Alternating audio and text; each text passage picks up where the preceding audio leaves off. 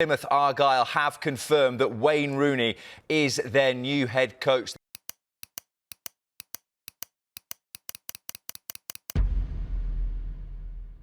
Yeah, they've actually released a statement, Plymouth Argyle, and they've said that the club can confirm that the club and head coach Wayne Rooney have mutually agreed to part ways with immediate effect. The day has finally come. The day that I have been waiting for so long. The day that Wayne Rooney gets sacked by Plymouth. Now, I know Rooney left Plymouth almost 2 weeks ago, but I've been busy with New Year's and other videos, so that's not important. What is important is that Wayne Rooney has failed again and has been sacked again by another football club. Now, I just want to clarify, I am aware that it was by mutual consent, but let's just be honest with ourselves. Plymouth basically said, you leave now and save your name, not that his name is any good as a manager anyway, or we're going to sack you. Now, I already spoke about Rooney's career a little bit in one of my previous videos where I spoke about the 4 best players who became awful managers. If you guys do want to check out that video, then there will be a link in the description to it, or you can click on the screen now. But in this video, we're going to be talking more about his time at Plymouth specifically and discussing the question of today's video.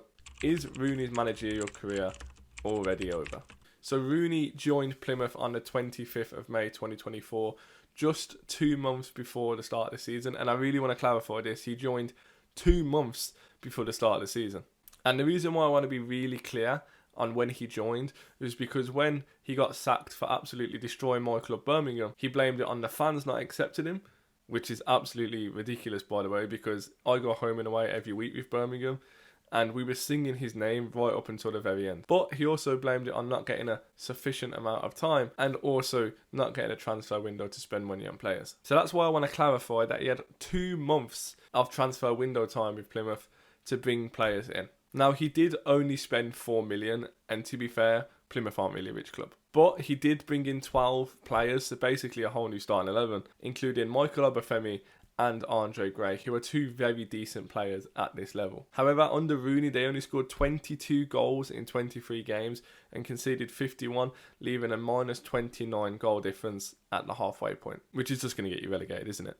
They had 4 players on 3 goals as well, but when your top goal scorer only has 3 goals after 23 games, it's just screaming danger. Now, at home, they weren't really that bad, but they weren't necessarily great either. They won 4, drew 4, and lost 2 in 10 games, scoring 19 goals at home and conceding 16. So maybe they would have liked to keep the goals conceded a little bit lower at home. But it was away from home that was really embarrassing for Rooney and Plymouth, not winning a single game, drawing 2 and losing 11. They also only scored 3 goals in his 13 away games in charge and conceded 35, leaving a minus 32 goal difference away from home, which is just embarrassing. Now, I just want to say again, I go home and away with Birmingham every week, and last season under Rooney, I travelled some absolutely ridiculous numbers in terms of miles, and honestly, it just felt like such a waste of time and money and effort. And this is what I want to highlight, because Plymouth is all the way at the bottom of the country and their miles travelled are going to be really, really high. So when you're paying all that money that you've worked really hard all week for and travelling all those miles and you're getting pumped every week, it can be really frustrating. So to any Plymouth fans that actually follow them every week, I really do feel your pain, and I genuinely really hats off to salute you for sticking with it after all the rubbish that Rooney brings. Now, at Birmingham, he branded his style of football no fear football, which is ridiculous because every time we played football,